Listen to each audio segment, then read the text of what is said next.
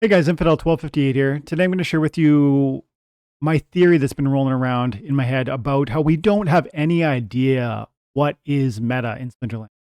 And what I mean by that is, of course, we have our common practices and approaches to every mana set, every element, and every rule set. However, there is like this iceberg of strategy, and we see the tip of it while most of it is under the surface of the water. And I mean by that, we're always getting new monsters, new abilities, new synergies, and it's not possible to comprehend and calculate all the best circumstances in every situation. I think rather we grab onto some of the obvious techniques and approaches and we call that meta. There's so much more to that. And I think in this video, you're going to see one example of maybe something that's been overlooked, at least was overlooked by me, and maybe an interesting conversation around what is meta in Splinterlands. If that sounds interesting, stick around, stay tuned. And if not, thank you so much for your time and attention. I hope you have an amazing day. Also, I saw an amazing battle today that I want to share with you because I think it speaks to, I still think we're really figuring out the summoners.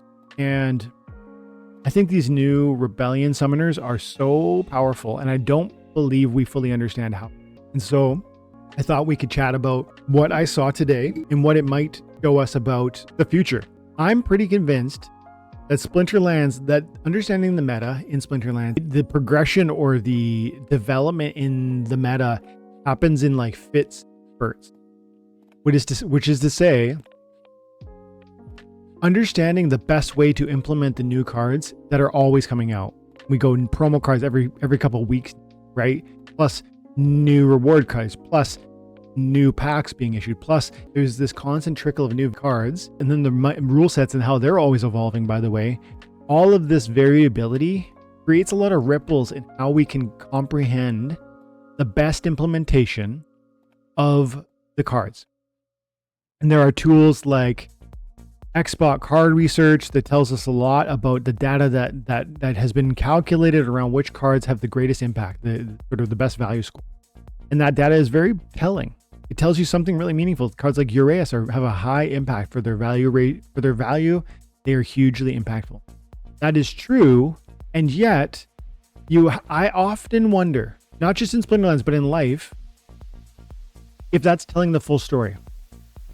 We also have things like Splinter Coach, which I like and I personally pay for, and tells me data around, like, for instance, I've told you before, Lily Shieldpaw wins, over 600 win rate this month, 49 and 28, 636, excellent card, one of the best of all time. Lorcus is my highest performing, Riskel Drath is my highest performing Rebellion legendary summoner, but remember, I only have Drath and Lorcus, and I just recently bought the white one, the life one. And of course, I also have a Kane, but Kane's not in the same league. Even though Ambush is awesome, Kane's not in the same league. Look at Drath though, 19 and 11, 633. What am I saying? There's tons of data and there's tons of ways to look at the data that could drive different calculations, considerations, and implementation. It's really important to understand that, of course, while we look at all the data we have access to, we're going to do our best to follow the visible trends. If Drath wins 600% of or 60% of the time, I should roll with him more and see how that goes.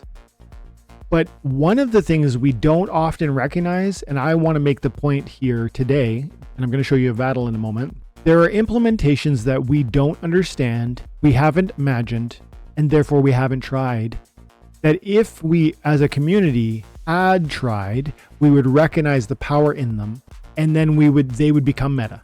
That's the fits and spurts of meta development or meta change, or the redirection of how the game is, how people play. It's one thing to understand that a legendary summoner is good, it wins 60% of the time. It's another thing to optimize fully the kit and its usefulness.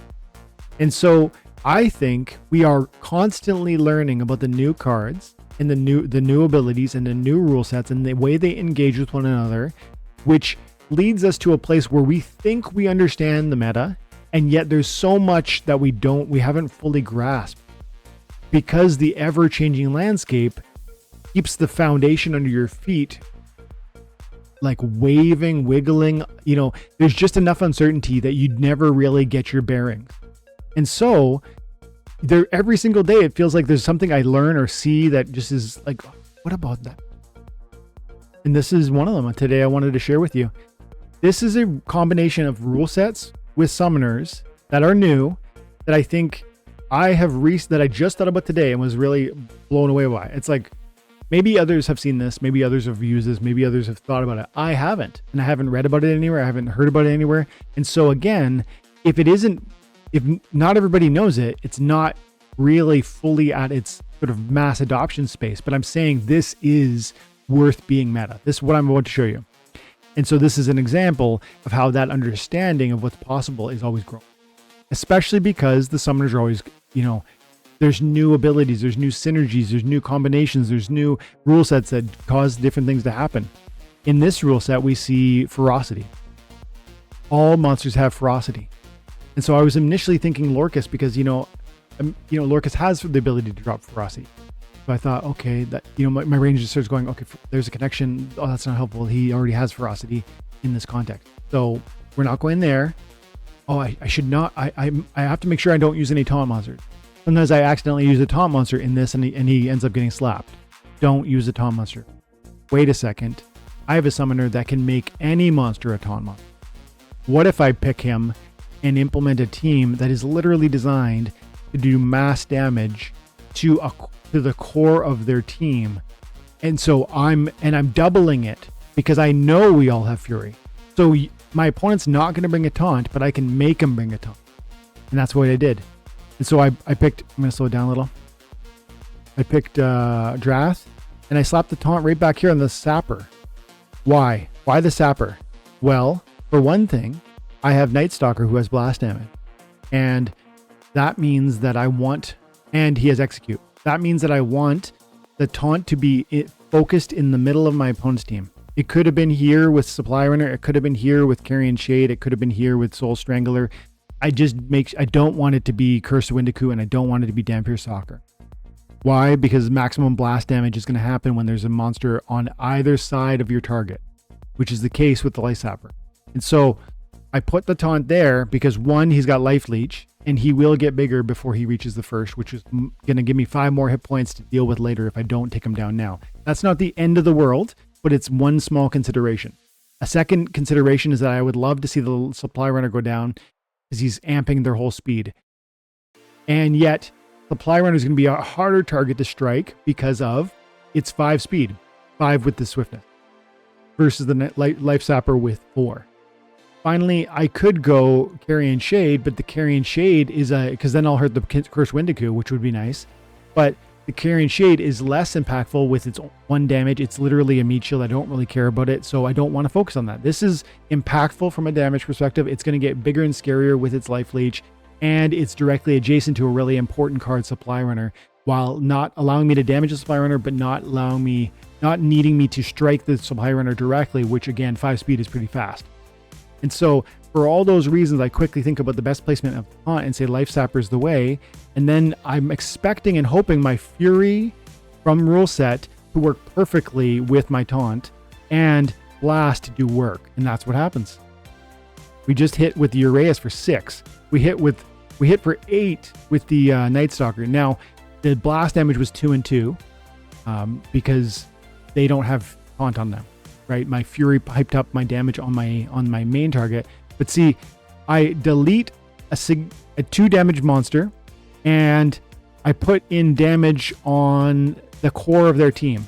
What would have made this even better with Drath is to bring more blast monsters. So I'm saying that this is the first time I've utilized taunt in conjunction with the Fury rule set. I can make you have a taunt. This is like I'm gonna do this every time. And you're going to have a certain monster on your team that is particularly carry.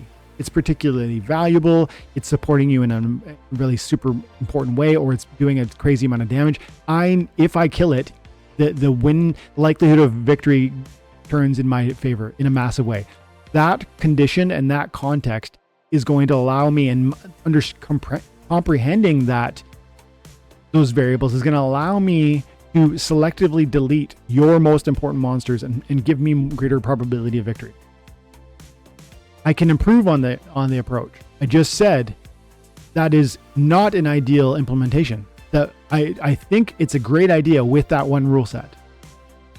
I also use the taunt in very powerful ways in non-ferocity rule set, because often you bring a card that is so important to your play, and if I can redirect my attacks, even when you bring a taunt, I've seen other examples. Let's show. Even when you bring a taunt like this card, same summoner on my part, same approach on my part. Watch this. So my opponent is using Izzyar with the taunt, with the martyr to buff up his neighbors. And in this context, he already has a taunt, and I like that he has a taunt because I've got blast damage that's going to drive into here, hurting them and them. 2 points I'm making here. One, more blast damage is amazing with this approach. If you can bring in Countess Sinesh to bring in more blast damage, if there's even other blast monsters that I don't know about, like Wild would open the door for even more blast monsters, then you can really use the implementation of taunt in a crazy powerful way, particularly when ferocity is present as a rule set, but even regardless of when it's not. So it's not just niche in that one rule set. It's going to work in every context. But in this moment, I can do two things. One, I can understand that this card is creating a taunt that is actually beneficial for me, and I'm going to do damage to monsters I want. Or I can supersede his plan, which is make me attack Izzyar, and I could make myself attack Jin Renova. Jin Renova is pretty important. It's got a triage. It's going to self-sustain the Izzyar. It's also important because it's got 4 damage output. It's also important because this Resurrect is going to bring back the Izzyar and give more damage output to both these monsters. So I don't end up doing that, but I'm just trying to talk through the implementation of taunt is so actually strategic and deep. There's deep waters there to be looking at. I made the choice to not do that. I gave myself True Strike and Impede because I wanted to make sure some important monsters we're not missing. Like, it's possible that we something would go wrong, and I also want to do my Impedes. And so I used that angle instead, and it ends up, spoiler alert, it ends up working. We're doing too much damage for his buff to even really matter. And I have a substantial amount of hit points with my Torch Miradon, as well as this guy ends up becoming an absolute beast with his Life Leech. The point is, strategic implementation of taunt is something that I'm not fully witnessing yet. And I think our understanding of that is growing because our understanding of these summoners is growing. And what's more, the game is constantly evolving, not just because of these existing summoners that are awesome, but the synergies that are growing because of new cards that are being released, whether it's promos or soulbounds or new additions. And then you go into Wild, and what doors does that open up? And then we think we understand what is best, but we actually have such a limited comprehension of what could be optimal. And I think sometimes we imagine we figured it out. We understand the meta fully. You know, the top 10 guys do the same 3 things. And if we go look at Leaderboard, that's what happens, right? We spend a minute just even looking at the Leaderboard. Nope. Top battles, champion, tofu. Oh, quick, Kelly. Oh, really? Look at this. Chul. Look at this team too, by the way. Grimbarden. Olivia. Goblin Psychic. Mermit Magician. Little bit of variations, but very, very similar. And the same is true in many of these matches. Not all of them, but many of them. I'm looking for an exact mirror match again. Look at this one. Vet V at 4,400 and Ed at 4,300. Tofu, Zenith Monk, Grimbarden, Moxie and Rebel. Kinjo, Blight, and Vile. And Tofu, Monk, Grimbarden, Moxian. Oh, Hireling. Whoa, big changes. Spirit Hoarder, big changes. And Venku the Vile. So, I mean, you see my point. There are certain ways we believe we've described and optimize our play, and maybe those are amazing optimized plays. Maybe this was the absolute best scenario within the context and the rule set that they played. I actually don't know.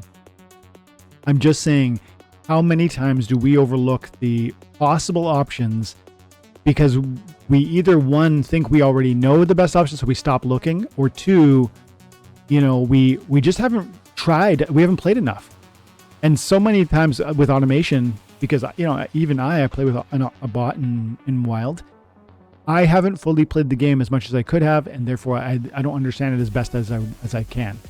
And so I just think it's worth mentioning that we don't have the grasp we think we do. And I think meta is this, we believe it's so clear, like up is up and down is down, when in truth it's more like up is up and for now, because we haven't really tested that theory. Like there's this broader comprehension within the idea of what is meta that I don't think we always give credence to or appreciation for.